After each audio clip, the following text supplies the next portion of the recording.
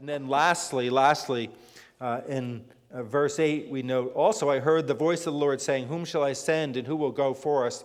Then I said, here I am, send me.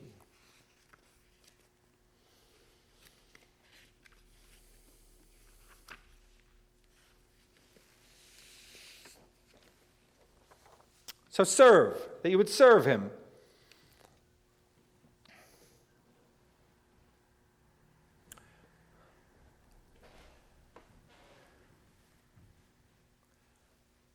So I think maturity in general, but then especially Christian maturity.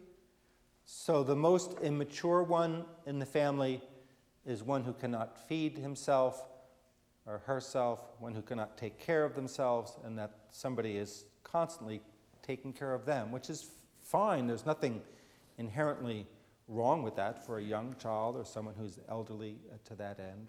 But maturity then, you want the child to grow up so that they would take responsibility for themselves. I don't need to tell you to brush your teeth. You know to brush your teeth. I don't need to tell you to pick up after yourself. Oh, when you take this out, when you take milk out, you put the milk back away.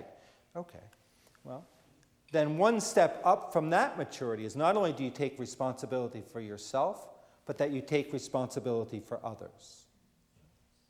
That I'm going to make sure that not only that I turn off the gas stove so we don't burn down the house, but that nobody else in the house would leave the gas stove on so that will burn down the house. That is, that you assume responsibility for others. And the call then in talking about service and in ministry is that we would be mindful that Christian maturity is a willingness to assume responsibility for yourself and for others, and that is the good of the church and the good of the kingdom of our Lord.